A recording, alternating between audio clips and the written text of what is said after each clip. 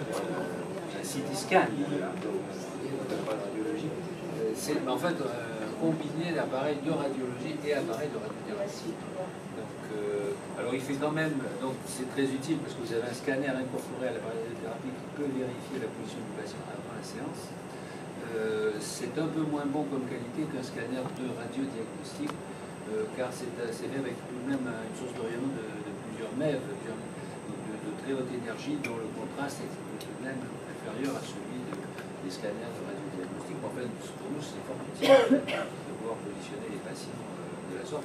Une des grosses caractéristiques de cet appareil, c'est que vous voyez une longue table qui rentre dans le tunnel et qui permet de traiter des très grandes dimensions de tumeurs, des choses très étendues. Certains ont même traité l'ensemble des os dans certains types d'irradiation pour détruire la moelle osseuse de l'ensemble des os, des pieds à la tête. Disons que l'appareil peut balayer 1,60 m de longueur. On met la tête à l'extérieur. On peut se mettre dans les deux sens en fait. Oui, tête comme ça ou tête bêche. Le patient est rentré la tête à la première ou les pieds avant selon la zone qu'on va traiter. Et puis l'intérêt là, c'est que c'est une irradiation hélicoïdale, puisqu'en fait le faisceau est assez étroit, et à peu près 5 cm de largeur, il tourne. Et en fait le patient va rentrer dans l'anneau tout en étant irradié de manière hélicoïdale. C'est ça qui permet de faire c'est l'accélérateur en fait. Des photos de 6 mégavolts. Quant au CyberKnife en photothérapie, ce sont des rayons X, des photons de 6 mégavolts qui sont utilisés.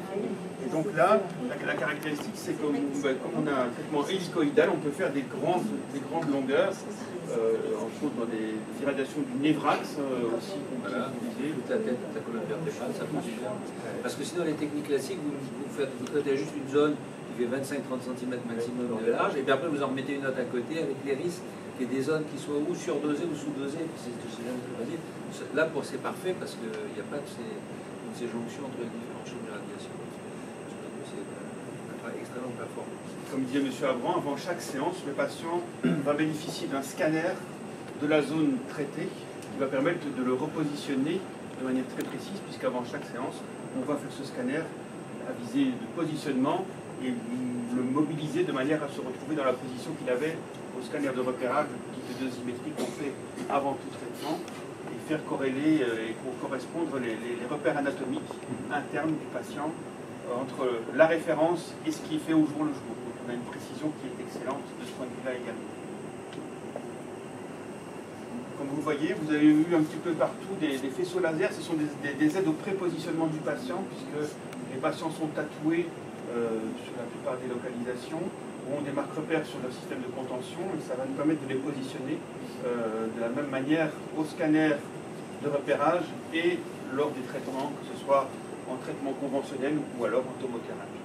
Ce qui n'est pas le cas au CyberKnife, puisque dans le cas du CyberKnife, on va utiliser les sources, les tubes rayons X pour visualiser les repères internes du patient par rayon X et le système de suivi de la respiration avec les repères infrarojos qu'on a vu tout à l'heure. Alors celui-là, il n'est pas adapté à la respiration, par contre. C'est une limitation par rapport au cyber, qui rend l'instrument parfait pour traiter. Parce que quand vous regardez un cyber sur une caméra en fonctionnement, vous voyez l'appareil qui respire avec le malade, c'est assez extraordinaire. Celui-là n'a pas encore. Des chercheurs travaillent là-dessus pour un jour pouvoir adapter aussi l'appareil à la respiration, mais pour l'instant, c'est pas encore. Actuellement, ici, il n'y a pas de traitement avec des faisceaux de protons. Non. Non, on a une convention avec le centre de protothérapie d'Orsay, moi-même. Et d'ailleurs, là, vous voyez, avant que vous arriviez, on avait une visioconf avec le centre d'Orsay dans lequel on discute de malades.